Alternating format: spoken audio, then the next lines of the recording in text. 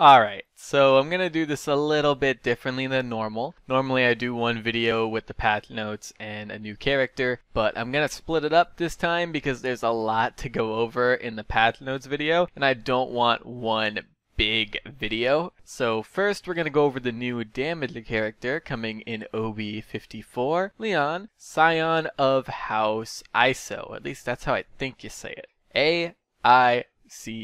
Anyway, this girl is royalty, and because of that, she has a very high and mighty personality. Definitely a girl that thinks that she's better than everyone. I can't wait to see if that really ends up being the case in game though.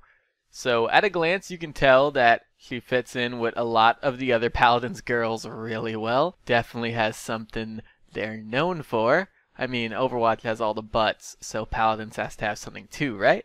All jokes aside, I think this character's design is really great. It definitely has a lot of assets and elements that a lot of the character designs have already. They do a good job at making her look like royalty too, without blowing it out of the water, like with BK. But with BK, that's sort of his thing, to be way out there. Let's get into her kit now. So her primary is a mid-range rifle. It has a crystal barrel. Every character has a crystal somewhere on them, but hers is by far the biggest and most noticeable. It would also make sense that somebody of royalty could get their hands on such a big crystal, because they seem to be very valuable in the Paladins world. I mean, we're always after them, right? This weapon has 8 bullets and deals 400 to the body and 600 to the head. Those numbers may seem kinda low for a damage, but keep in mind that her weapon fires faster than Andrew's revolver, and also keep in mind her abilities when I go over them. So her right click is Valor. This will hit enemies for an AoE cone for 400 damage. Her Q is Presence. This winds up an 800 damage bullet that has no damage fall off. It also pierces enemies. Not barriers though. Her F is Grace. This is like Cassie's roll in slide form. It's a bit different though. Halfway through the slide you fire out a 400 damage bullet at whoever is closest to you. So sorta like Lex's aimbot. Now her ultimate, Enlightenment. This ult has a 1-second delay before firing out a big projectile that deals 1500 damage. This pierces enemies, and if you kill an enemy, you get a 50% refund on the ult. Here's the kicker. It stacks. If you happen to kill 2 enemies with it, you'll get your ultimate right back. You are also damage and CC immune in it. That's crazy to think about, right? You guys probably think that Lian here is gonna be really OP. While I admit her kit seems really powerful on paper, we do need to see how it all plays out before we can really call her that though. I don't think you're gonna be getting 2 kills with the ult very often. The situation would have to be pretty perfect for that to happen. 2 enemies would have to be stunned by something, and you'd have to be in the ideal position to line up the ult before the stun wears off and the enemies move. The only time you're probably going to see this ult getting refunded fully is when Lian fires into a Cirrus ult. But even then, the people in the ult have to be below 1500 health, and your teammates have to not steal the killing below. And you may think that getting 50% back off 1 kill is too much, but keep in mind, her damage is not very high, so her ult kinda like balances that out a bit.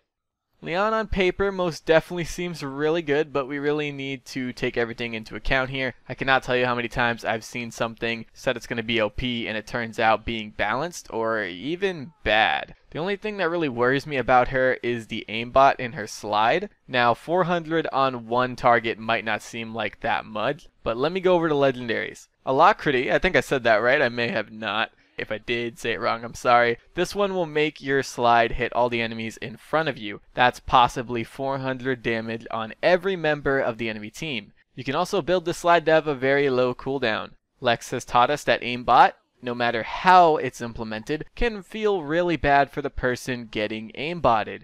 So this could be the same thing. Again, time will tell though.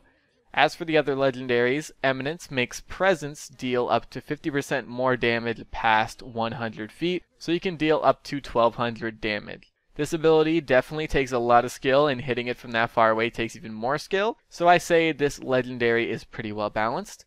Lastly, we have Precision. This will make your rifle deal 10% bonus damage and will make Grace give you 8 ammo. I think this one is pretty balanced too. It gives way less of a bonus than a lot of the damage boosting legendaries in this game. I mean, look at Fuselage. Look at Death Hastens. Look at that kind of stuff. I'm really curious to see how this character ends up performing. I really like her. She kind of reminds me of Caitlyn from League of Legends, who is probably my favorite character to play in that game. So it's cool to have another confident, rifle-wielding authority figure in this game as well. The PTS is up, so if you want to play her, go download the update and hop on. I know I'm going to as much as I can. If you can't play the PTS for whatever reason, this update will probably go live on Wednesday like normal. Unless something goes wrong, then probably Thursday. But for the most part, it'll probably be Wednesday. And hopefully it'll go up for you guys on console in a week or two. They got out OB53 to you guys pretty fast from what I saw.